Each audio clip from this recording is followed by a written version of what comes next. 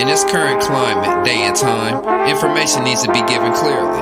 In this case, Clear Vision with 2020 is a podcast for the people, by the people, that does exactly that. Your host keeps an open eye and mind when dealing with any issue at hand. We empower our audience with knowledge. You matter. And here, I use my voice to support and represent the people. The people are the human family who loves truth. Logical thinking and conversation skills are required for communication. News, culture, music, and entertainment with a clear look from a different perspective. Clear Vision with 2020.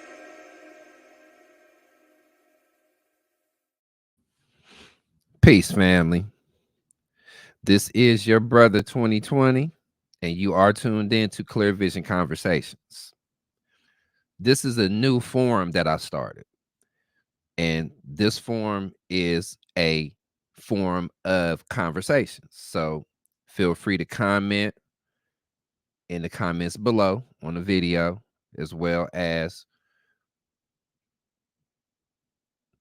watching and telling me what you think. Okay. These are gonna be a series of recordings. As soon as I'm able to, I'm gonna go live with it, and we're gonna have these live conversations right here in the public. Okay. After I get some things set up, all of the uncensored conversations, we're gonna have those on my website. I'm getting all of that stuff together, as we speak. So, as well as the merch and everything else is going to be involved as well. So you're going to be able to see the rollout as I build everything up. So right now, this conversation is about the streets. All right. I don't know what the misconception is about what goes on in the streets, but we're going to have to clear a few of these things up. Now, as far as I'm concerned, our children has been given a raw deal. See, some of us didn't know what the streets consisted of until we actually got out there and started participating. And what I mean by participating is we started being out on the streets, able to see the things that's going on. Okay. I remember when I was growing up, you only seen certain things. You had to be in the proper place, allowed to be in the proper place during the time those things were going on. Sometimes you ran into those things while you were out there. Okay. The people who went looking for them, they had to talk to somebody who knew where to find that type of activity. And it was their choice whether they wanted to participate in it or not. So we're going to talk about a few things. One of the things we're going to talk about is the quote unquote gang culture. How this gang culture has influenced the black youth and the brown youth, and in some cases, the white youth as well. Or we can say the youth of the human family in the proper context, but specifically focus on black youth and brown youth, because we've been seeming to have the most problems and the issues with it. Okay. The other part that we're going to talk about is we're going to talk about whether or not this is actually a part of the culture, quote unquote, or it's just something that we just took participation in because it was there. And it might have had something to do with the fact that we weren't in the proper mindset to be able to deal with it. Okay. So with that being said, we're going to get right down to it. All right. As you can see, this is Agent 2020. Now, the agent stands for something, and we'll get into that another time during the podcast. Or let me say that during the conversation. We're not going to get into that part of it right now. So we're going to start with the gang culture, quote unquote. Most people really don't understand where it came from or how it came about, but I do. Okay. I've done some research with the help of some friends of mine who were actually involved, who actually came from the places where they started, spoke on how they started, according to the people that were in their lives that told them about it, as well as them seeing it with their own eyes. Okay. So a lot of this gang culture that we hear about, we've heard about it through the music.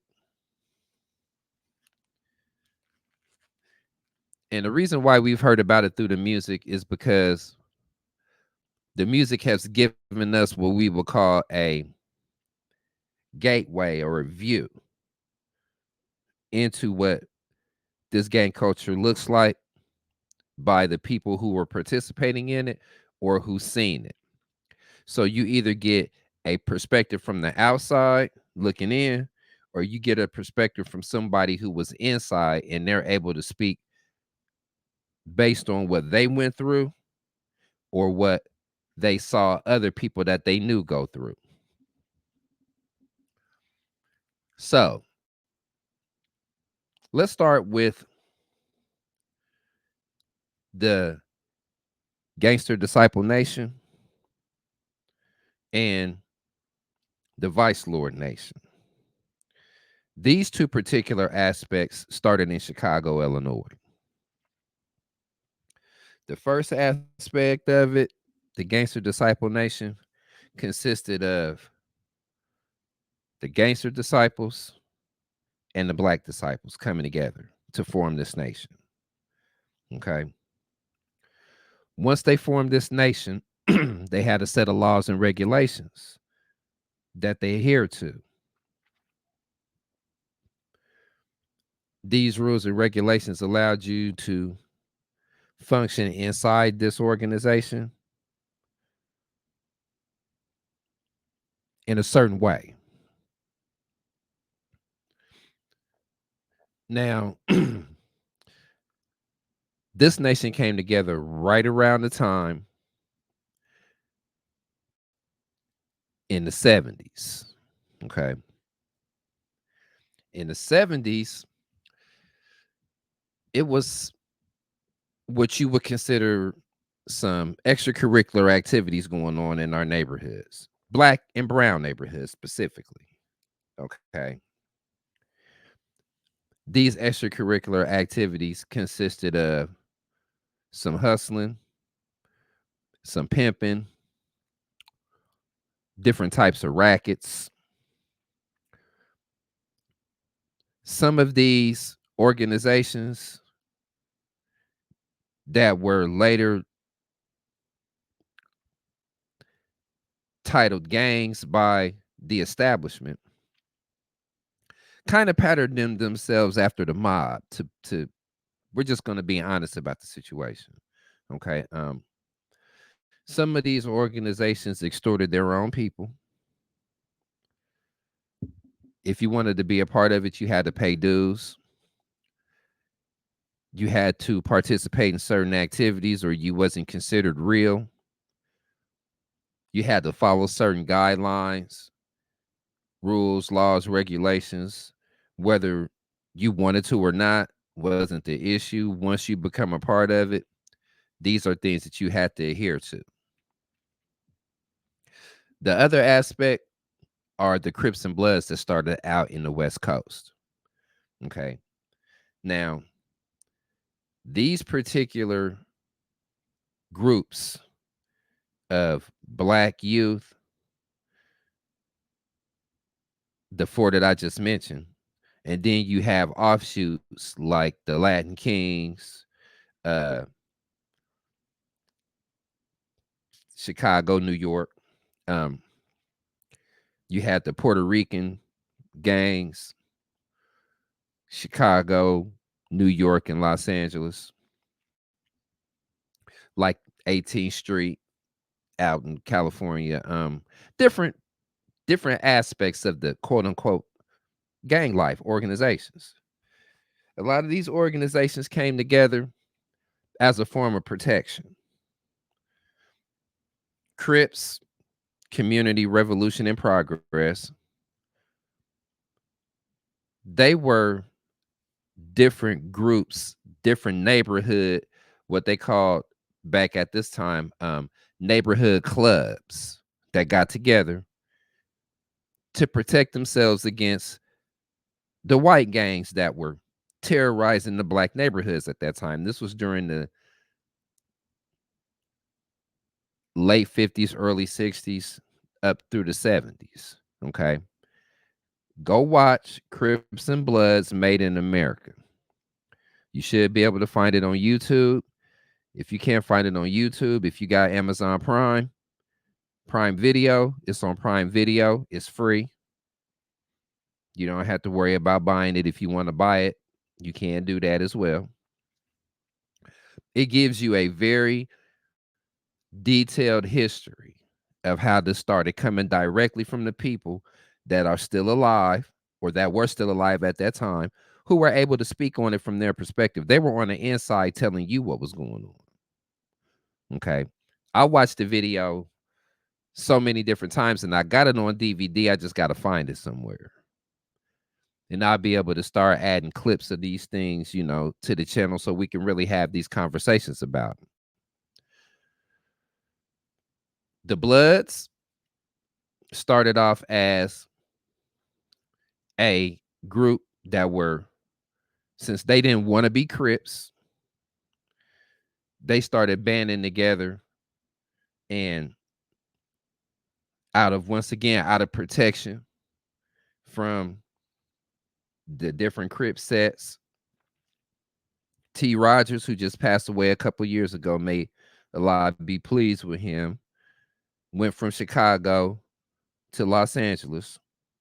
He was a member of the Black Peace Stones, which was a offshoot of the Vice Lords in Chicago, moved out to Los Angeles, started the Black Peace Stones out there, and those Black Peace Stones turned into what you would consider Bloods. Okay. The red rag was basically for the blood of the people. This was an organization that wasn't meant to be a gang. He said that out of his own mouth. There's a book, I can't remember what it's called right now. Speaking of the gang life, I'm gonna have to look it up. Hold on, let me see if I can find it real quick.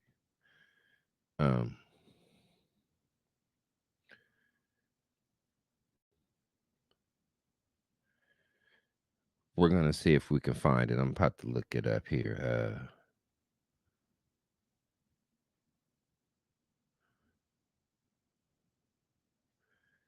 And in this book, these were actual gang members, quote unquote, who spoke from their perspective about what was going on.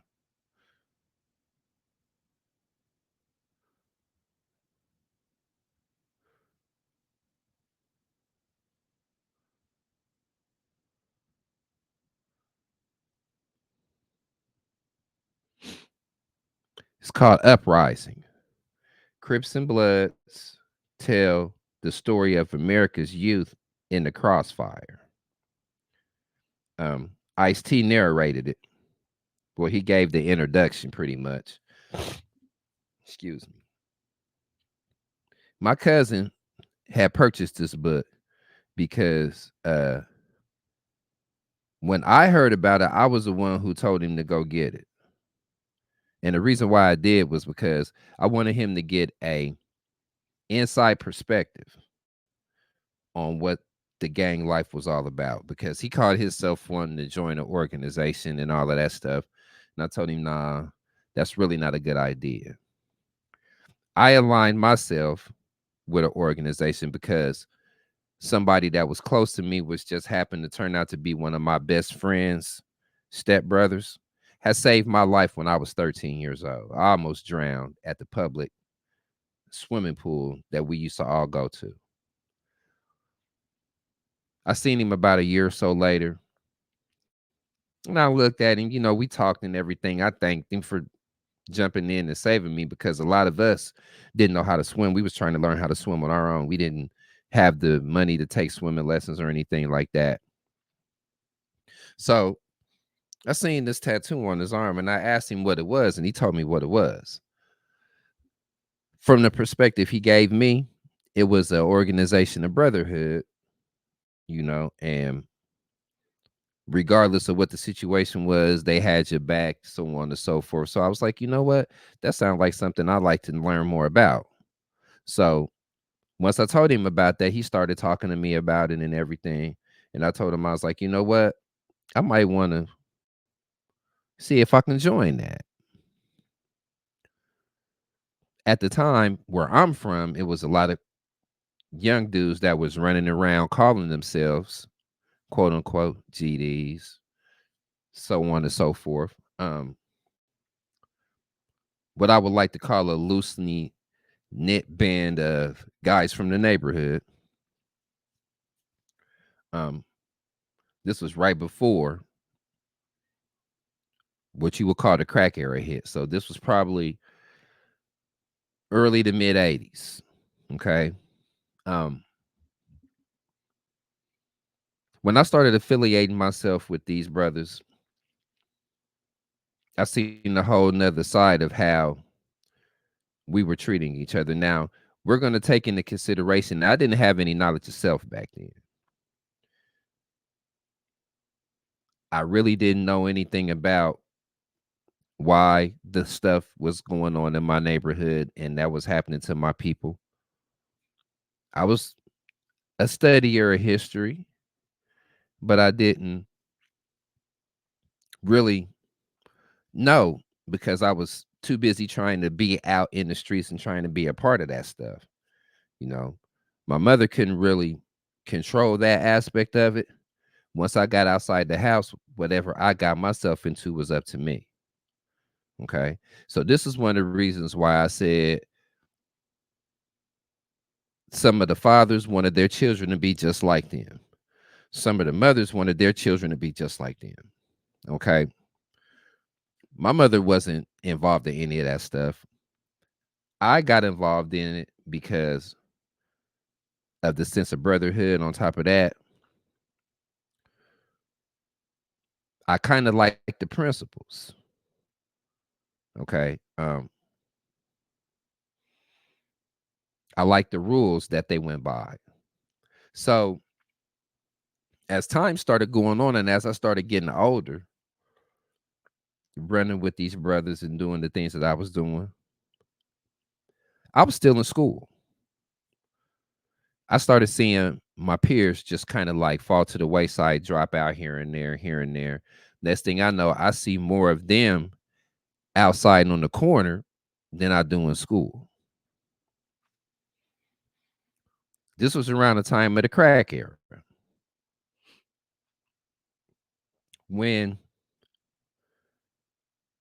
that came into effect, that had a profound effect on the group. And I didn't understand that this was going on nationwide at this time.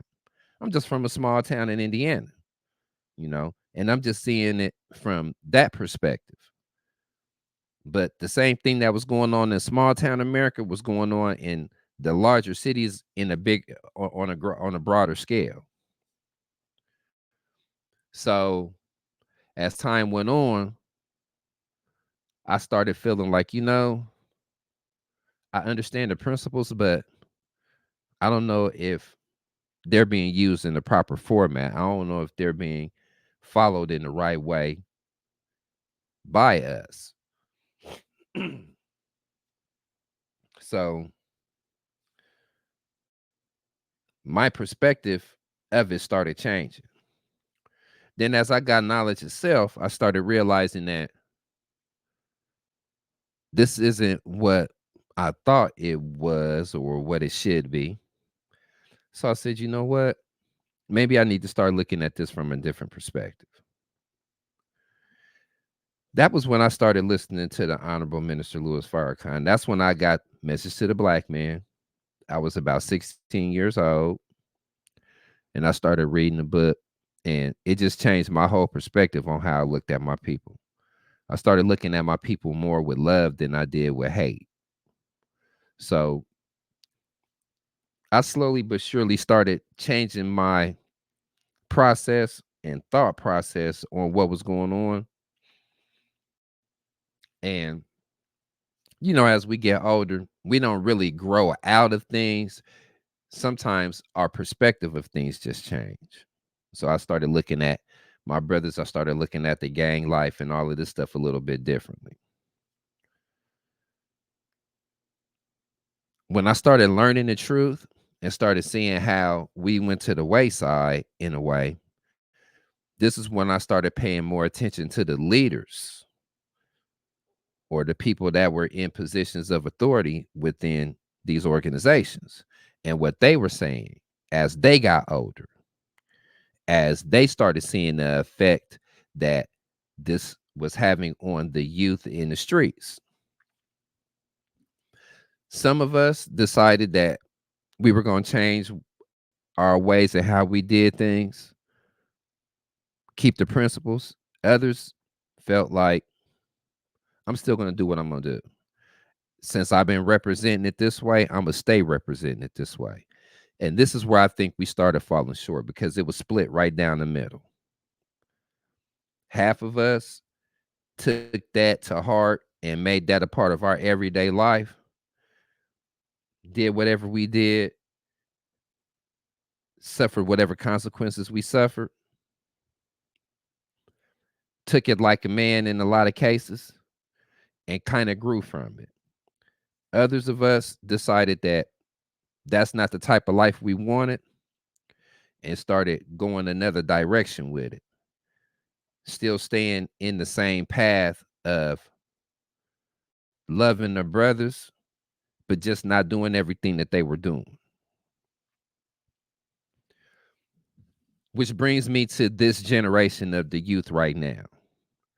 They were seeing exactly what we were doing out there and they were paying close attention. When they were seeing the type of lifestyles that their fathers, their grandfathers, their uncles, their big cousins, and everything was leading, then they decided that they wanted to participate in that as they got older. But the aspect of it changed up. There was no longer any laws, any rules, any regulations that you followed. You just was out there doing whatever you was doing because that's what you wanted to do. If you wanted to hustle, you was just out there hustling. You didn't really have no allegiance to nobody but your crew of people, your group of people. So as the group started splintering and disbanding and started turning into so many different what you would call sets or crews or cliques or whatever, things in the street just got all the way out of control, just started getting absolutely hectic. Now, this was going on between gangster disciples, vice lords, Crips, and Bloods all over the country, from California, from the West Coast to the East Coast, from the North to the South. Okay. To the point to where it's been having a profound effect on our youth. Now, all of a sudden, we got this thing about not snitching. We got this thing about, you know what I'm saying, uh, don't tell and keep your mouth shut and you under a code of silence. I mean, so many different things. And look at what it's turned into now.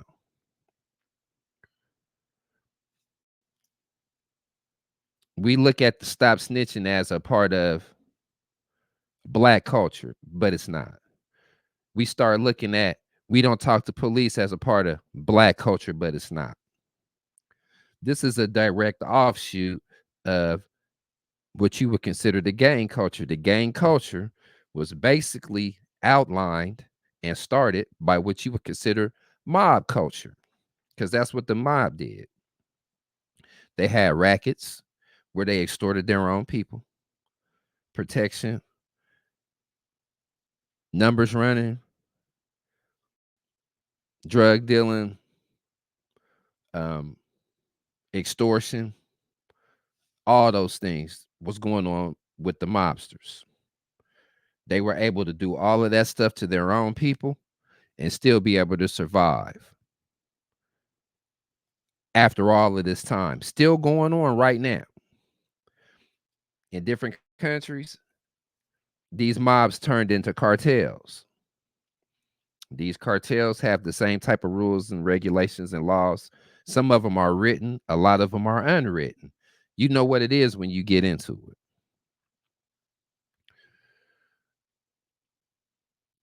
There are people that's been able to survive these lifestyles, live to talk about it, and give their insight on it.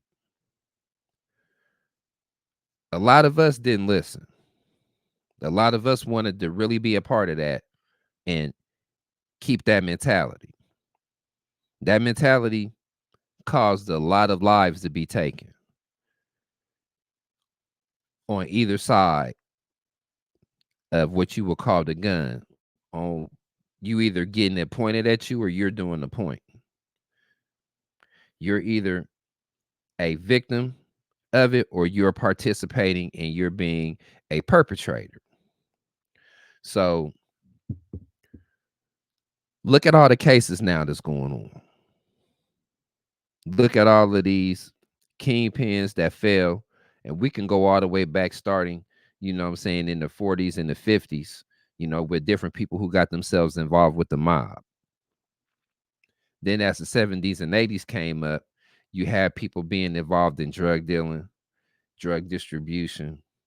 You know, you got all of these stories of these kingpins and how they fell.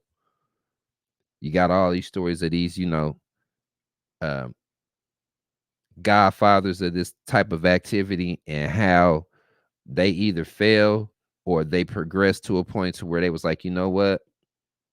I'm done with it. I got to do something different with my life. I don't want my children to see me being like this. Then you had some of us that was like, I want my children to be a part of this. I want them to adopt these rules and regulations that I adopted because I want them to live the type of lifestyle that I live. I don't want them to have to deal with all of the problems. So I'm going to try to teach them differently. Well, it really didn't work out that way because the definition of insanity is doing the same thing, expecting different results.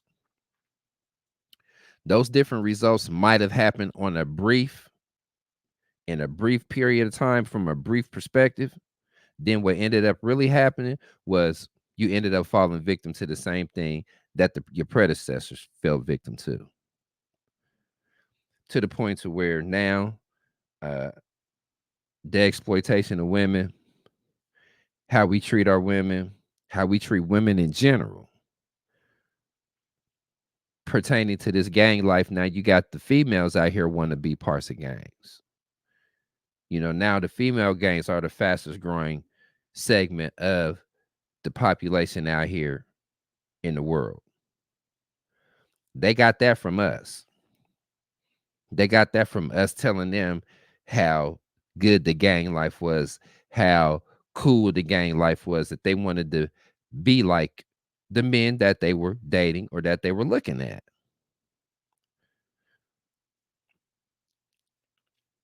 Then that stuff started bleeding into the music.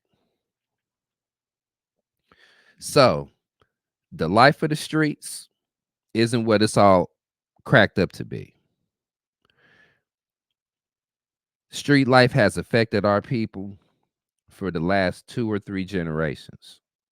And the generation is between 20 and 30 years. So we're going all the way back to the 60s in this case. Late 60s to the late 70s to the late 80s to the late 90s up until now.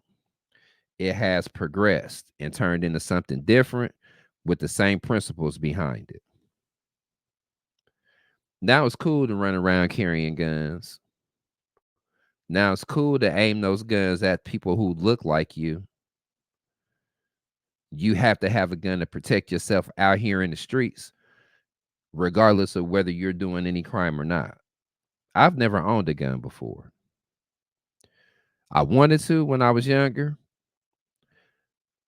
But I knew that that wasn't too good of an idea. It wasn't a good idea for me because what probably would have ended up happening is I probably wouldn't be here talking to you today if I would have really took that into consideration and really ran with that. Because I'm gonna be honest with you when I say this. I didn't like myself for a long time. And if I didn't like myself, I damn sure didn't give a damn about you if you was outside of me. Especially if you crossed me or did something to me that I didn't like. So it wasn't a good idea for me to have a weapon because with me hating myself during that time period of my life, I probably wouldn't be here right now because I probably would have ended up killing one of my brothers just because I had a disdain for myself. And if anything was done to me and I took that personal, then you got to go. So I thank a lot of God every day that that message to the black man fell into my lap because that changed my perspective on my people. So thank you to the Honorable Minister Louis Farrakhan for resurrecting the teachings of the Most Honorable Elijah Muhammad and the Nation of Islam starting in 1977. Want to give a special shout out to my brother, Harrison L. Muhammad, because he was one of the reasons why I was able to start looking at my life differently in the city of Anderson, Indiana. And I want to thank the Nation of Islam for being that type of family that some of us didn't even get the chance to experience from our own personal family. Having a family outside of a family that wasn't affiliated with the destruction of ourselves. Nipsey Hussle, Young Dolph, Yo Gotti's young brother, Freaky Ty from the Lost Boys, man, um, King Von,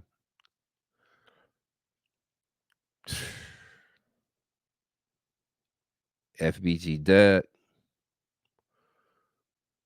so many of our brothers fell victim to this type of mentality, to these type of going ons in the streets. I really want to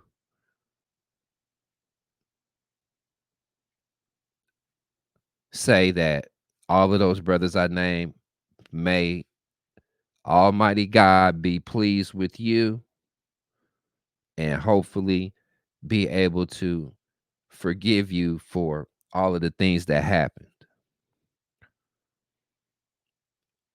Those brothers were products of their environment. Some of them tried to change and do something better. Scholar Rock. Um, these are, I mean, I'm just naming the people who were victims of violence. Big L, all of these brothers that got taken away from us, along with the brothers and sisters who were a part of these organizations that got taken away from us through the violence and the retaliation as the wars went on back and forth, you know, from the West Coast to the East Coast. May Allah be pleased with all of you who are no longer here. The streets to me are not where it's at. Now is the time for us to start being responsible for our communities, responsible for our children, responsible for the things that go on our streets. So to a lot of you young brothers out there who are carrying these weapons, you should be using these weapons to protect your community. You shouldn't be using these weapons to hurt each other. I know it takes a lot to change that mentality, but it has to start somewhere. You know, this conversation has to begin somewhere. I don't like seeing us waste our lives away. Right here in this city, Youth been dying for the last 2 and 3 years for no reason. A lot of them been going to jail for no reason. A lot of them have been participating in these activities because they've watched their elders participate in these activities. Some of them just don't want to work. Some of them like the fast dollar over the slow nickel. I was one of those people. Wanted to have the fast dollar and the slow nickel at the same time. Didn't work out for me. I had to pay for it by giving up about 5 years of my life. And it took an additional 15 to 20 years for me to get up out of that. I I I've had that charge on me ever since I decided to participate. That was my fault. That didn't have anything to do with my mother, didn't have anything to do with the fact that we were struggling, that we was poor. I chose to do that because I wanted to do it. A lot of the people I know personally chose to do that because they wanted to do it. Some of them did it because they didn't have any choice. They had to find a way to take care of themselves. Some of the people I know, parents was on the same drug that they were selling or on something different.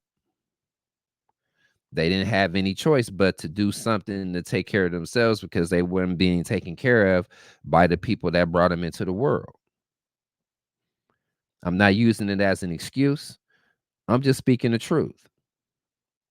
From the East Coast to the West Coast, that's how it was. If your mother was on crack and she wasn't taking care of you as you got older and you seen the brothers out on the streets making all the money that they was making doing what they was doing, you wanted to participate in that. Some of these brothers that was out there doing that started preying on the youth because the youth wasn't catching the cases like they would catch and wasn't getting the time that they were getting. So they used our youth as tools and slaves to hustle their products and catch these cases. Some of us raised our children in that lifestyle. Some of us regret it. Some of us don't.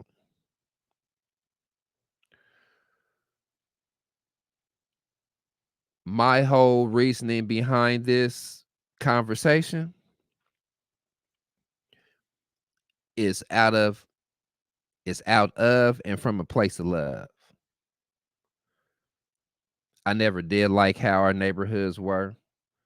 I never did like the fact that we were going through all of this stuff and I didn't know why we were going through it. Now I got an idea why.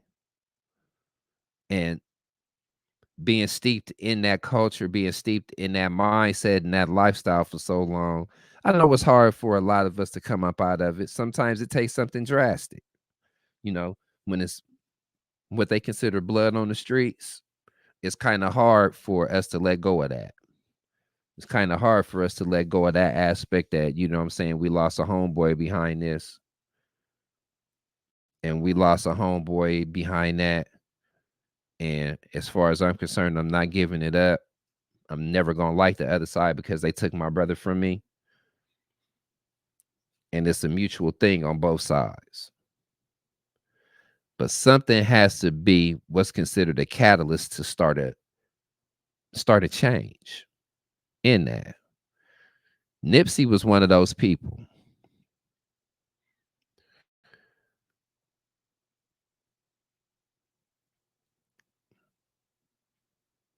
Vaughn was one of those people that was the catalyst for somebody to decide, you know what? I don't want this life anymore. I done lost enough homies. I done been through enough stuff. I need to change this up.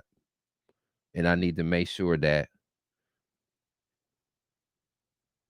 I always remember my brother and make sure that everybody knows that.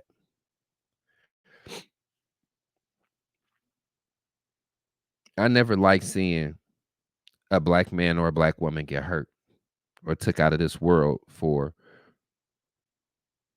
participating in this type of activity. I never did like it. And I'm glad now that I can actually start having this type of conversation without my brothers thinking for 1 minute that I don't love them. It's coming from a place of love because we really need to start looking at the things that go on in our community. I had a conversation with some brothers at the barbershop. This was years ago. And I asked them, I said, why is the police in our neighborhood all the time? Is it because our neighborhood is under occupation because they don't like us? Or is it because of the things that we're doing in the neighborhood? Some people chose one or the other. I said it's both. I said it was both. So what are we going to do to make our neighborhood safe and decent places to live? We got to go out here and talk to our brothers and let them know we love them. But at the same time, we should be able to come out here and give them some other alternatives to do something different than what they're doing. They have to have a little bit of patience, though, as well. They have to be able to know that this isn't going to be easy. This is going to be a total change of direction.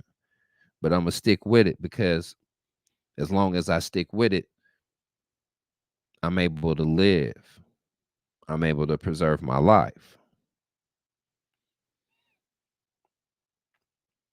I look at Young Thug in the case that he's going in right now,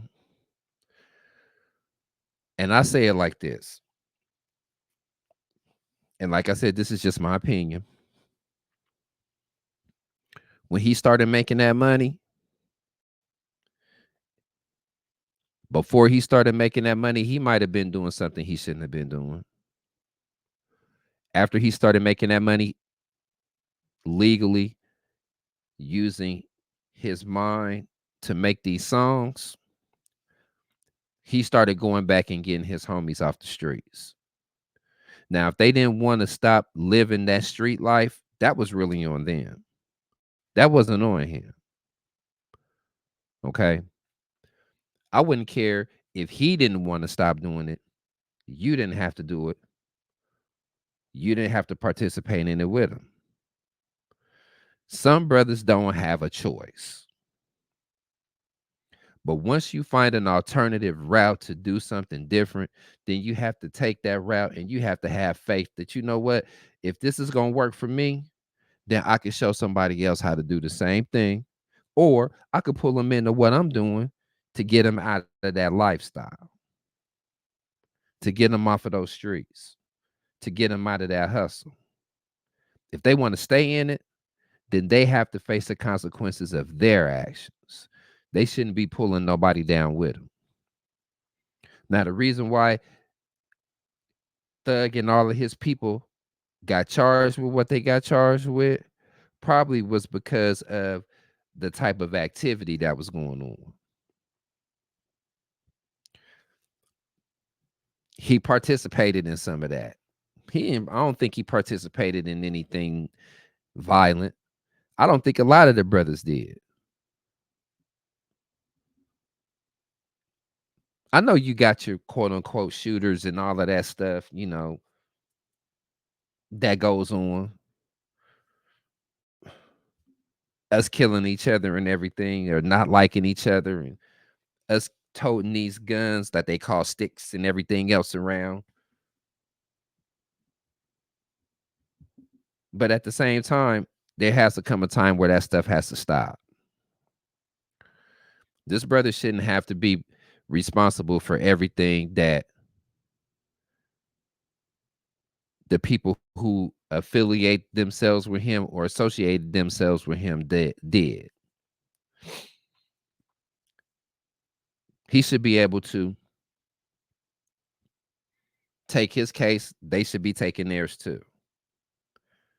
If they were found guilty doing something, if they were actually doing something, should none of them be in jail just for the fact of association? It shouldn't have been an indictment like that going on if none of these brothers were actually caught doing something or implicated in more ways than one in doing something. Shouldn't be no guilt by association, but that's how it is, though. So everybody that was affiliated or that was close to this brother, when they went after him, they went after them. And they did it all because of the music. Heard some things in the music. Now all of a sudden they want to go after him. And, well, you doing all of this, extracurricular activities, so we're going to arrest you. We're going to put an indictment out on you. So now you and everybody that's associated with you are charged. When the DA said, if you do a crime in Atlanta, and you want to put it on tape or on wax, then we're gonna come and get you. Just paraphrasing what she said. She made it seem like that was a declaration of war against anybody who was out here doing that.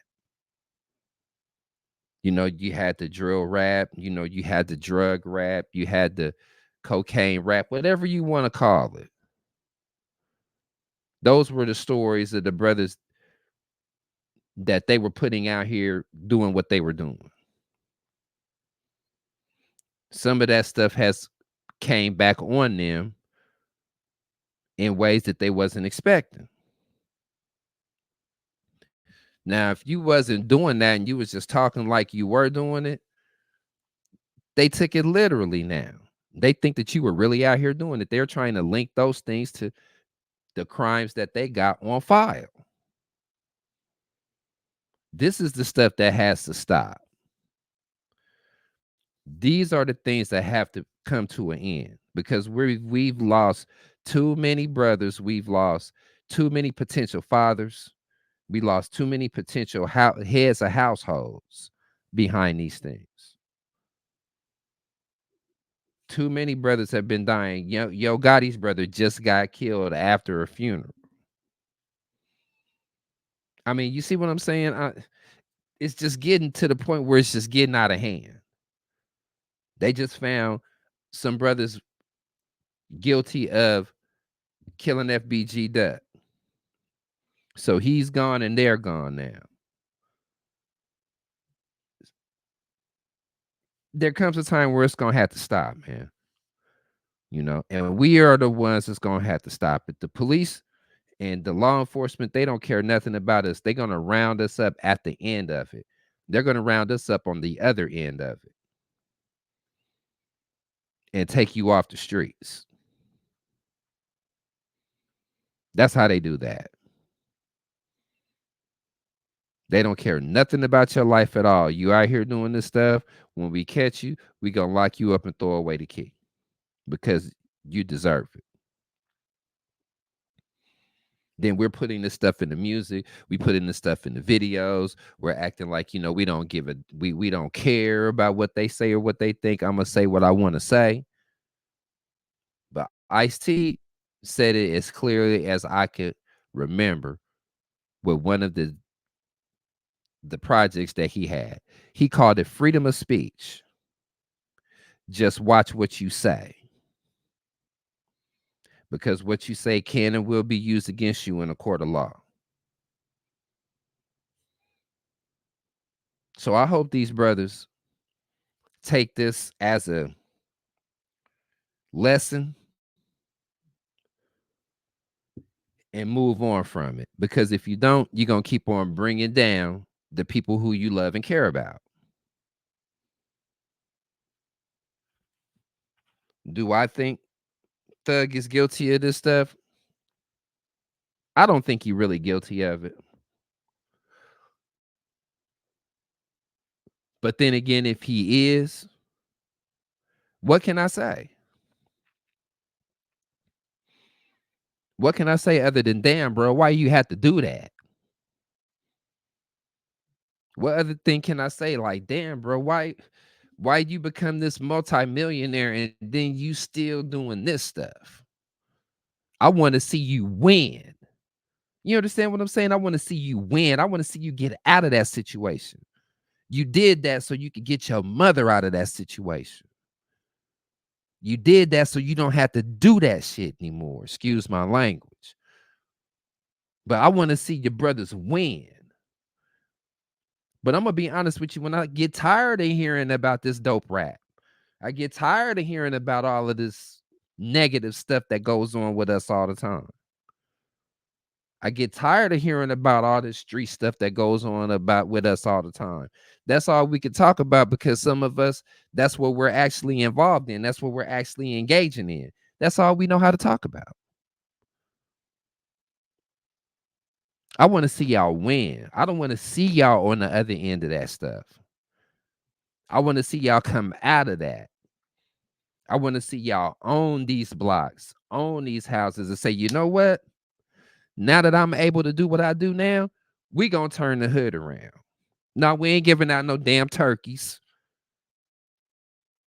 like Nino Brown and all these other drug dealers did. Well, I'm gonna give the turkeys to the people who I've been selling the drugs to. No, we ain't doing that no more. We talking about flipping the whole block. We talking about we gonna stop this shit. We making enough money now. I can go and do something else with this money. Go get these brothers that used to do this. Tell them it's time for y'all to clean y'all life up. Let's do something else. Let's get the drugs off our streets. Let's stop selling the drugs to our people and do something different. Instead of spending $2, $3, $4 million on jewelry and all of this stuff, I'm gonna take that $2, $3, $4 million and go over here and build something. Give back to my community. Give these brothers an opportunity to do something different. Now, if you don't want to, that's on you. If you still choose to be a part of this stuff out here and get yourself killed or locked up, that's on you. That's not on me because I gave you an alternative that you didn't, but you didn't want to take that. I gave you something different, but you didn't give a damn about that. You rather still do the shit that you doing. Excuse my language again. It's just my passion. You rather still do the stuff that you out here doing and suffer the consequences regardless. You rather put your life on the line every single day to get it took by the opposition or to get it took by law enforcement.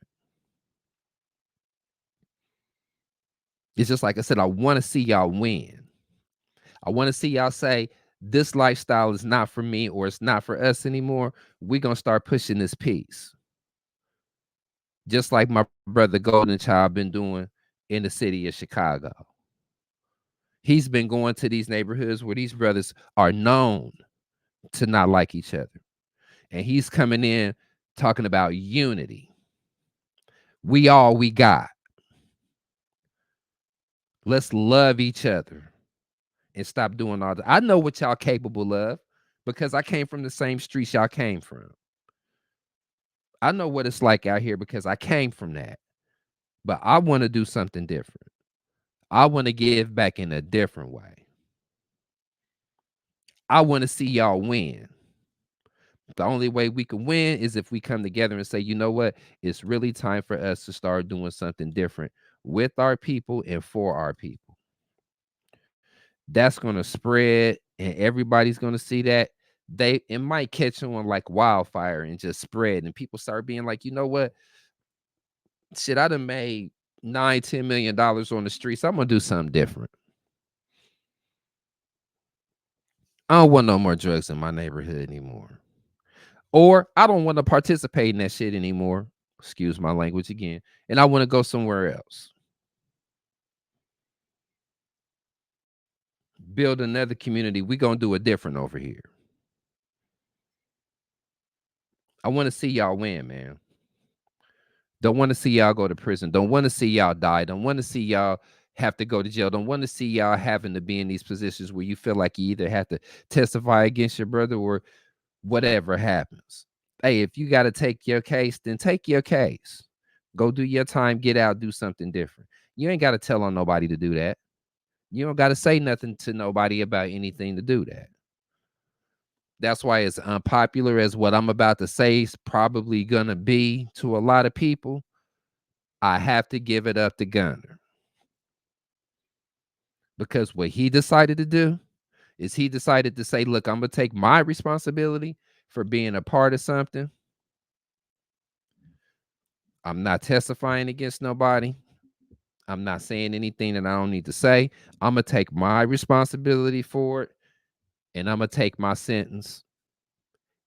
If I can figure out a way to keep myself out of jail, then I'm gonna do that. If I gotta plead guilty to what I did, then I'll do that. When he said that YSL shouldn't be a gang anymore, I understood where he was coming from when he said that. We shouldn't be out here terrorizing our own neighborhoods. We shouldn't be out here participating in any of this activity if we got the means not to have to do that. Once you start making the money where you can walk away from the hustle, walk away from the hustle. Leave it alone. You don't got to do that shit anymore. Excuse my language again. I'm sorry. This is just how I feel about it. So, once again, brothers, I want to see y'all win, man. I truly want to see y'all win. I don't want to see y'all keep going through these changes. I don't want to see y'all continue to have to uh put your life on the line for the streets, because the streets don't give a damn about you. Never have and never will. The streets are inanimate objects. The people on the streets are the ones that you should be caring about. The people that are in the streets doing the things that they're doing, those are the people that you should be caring about. The streets are inanimate objects. No loves ever come from any concrete. No loves ever come from a damn street sign with some words on, with some letters on it. No love has ever come from an inanimate neighborhood or a group of houses. Those houses are the homes that we make them into. Those streets that we live on turns into the neighborhoods that we live in. But those actual streets and that concrete don't give a damn about you. It's the people that's in it. It's the people that's on them. When you talk about the hood, you're talking about the people. You're not talking about the damn street. You're the reason that the street got the credibility that it has in the first place. It's not because of it's not because of the neighborhood that it's in. It's not because of the section of the town it's in. It's not because it's on the west end of Atlanta. It's not because it's in the SWATs. It's not because it's in Brooklyn. It's not because it's in Jordan Downs. It's not because it's in the Bay Area. It's not because it's in San Diego. Whatever side of town you from, east side, west side, north side, south side, you give it the credibility that it gets. When those streets were built, they wasn't built with you in mind. They wasn't built for this part of the neighborhood is going to be the drug area. And the dudes that come up, they're going to be the ones who make the neighborhood what they make it. No, it wasn't designed like that. It became that way through circumstances. It became that way because in an indirect way, we made it like that. We give the streets the credibility that they got. Not the damn concrete, not the street sign, not the section the town is in, the people that's on the streets. Fifth Ward wasn't Fifth Ward because it was Fifth Ward. Fifth Ward was Fifth Ward because of the people who lived in Fifth Ward. Little Haiti is because of the Little Haiti, the Haitians that lived there. South Central Los Angeles is because of the people who live in South Central Los Angeles. That's who made it who it was. Brooklyn, the Bronx, that's who made it who it was. Chicago, the West Side, the South Side. That the people that lived there is what made it what it was. Not the damn side of town. The people that was in it. We were the reason why those neighborhoods turned into what they turned into. We participated in the things that we did to make those neighborhoods what they turned into. That stuff didn't just happen overnight. It happened because we made it happen. Your love for the set is the reason why everybody love it like they do. O Block is loved because of O Block. You understand what I'm saying? Didn't have a damn thing to do with the projects, the buildings that were that were on that side of town. The people that was in those neighborhoods is what made them what they turned into. So you got brothers and sisters now who done lost loved ones. You got mothers who done lost sons and daughters behind this stuff all over the country. Mothers had their children just to give them up to the streets. Whether they wanted to or not, the streets took them. Not the streets, physical streets, the atmosphere of the streets that we created is what took those children, is what took those grown men away from their parents, away from their mothers, away from their foster parents, whatever. That was a cycle we created. Now we're the only ones that can break the cycle. We're the only ones that can do the different stuff now. We're the only ones that can change that.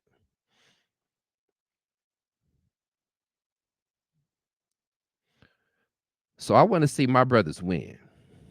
I don't want to see y'all continue to lose. I don't want to see y'all continue to lose your lives, lose your loved ones, lose your mind, lose your soul, lose your spirit. I want to see y'all win, man. But we got to start somewhere. And the only place we can start, I believe, is when we start having this conversation. I don't care if you have it with one of your homies. Each one teach one. If we can get one of them to stop, then that one might be able to talk to somebody else. He might have some children and say, you know what? That's not the way. I don't care what is going on out there. Don't participate in it. There is more of us that don't participate in the crime than there is the ones who do.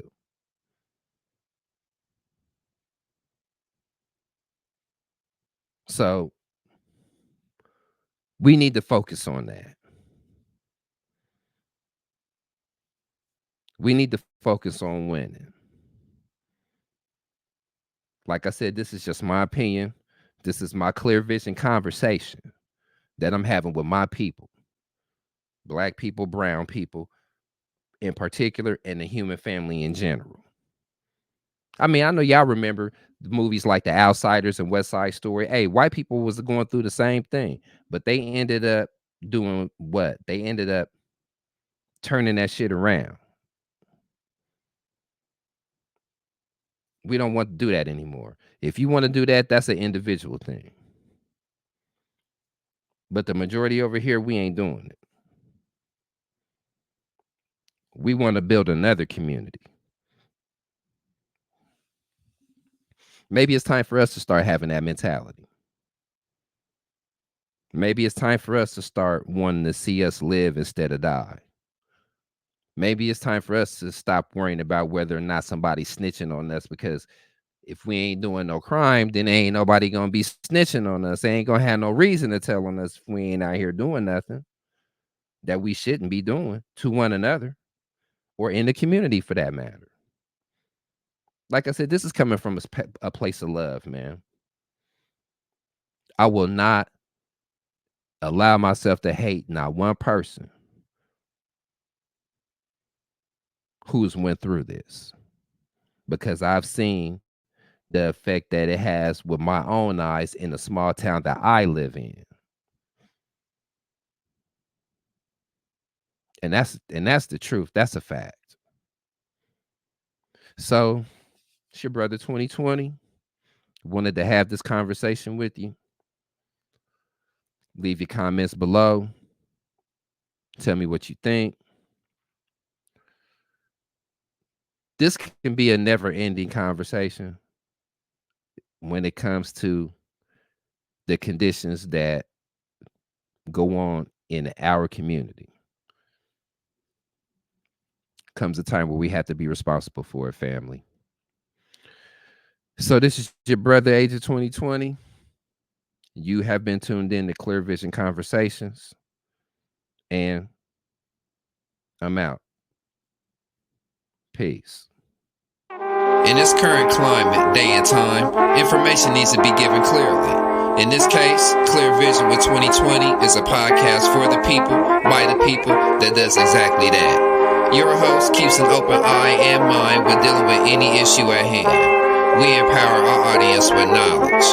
You matter. And here, I use my voice to support and represent the people. The people are the human family who loves truth. Logical thinking and conversation skills are required for communication. News, culture, music, and entertainment with a clear look from a different perspective. Clear Vision with 2020.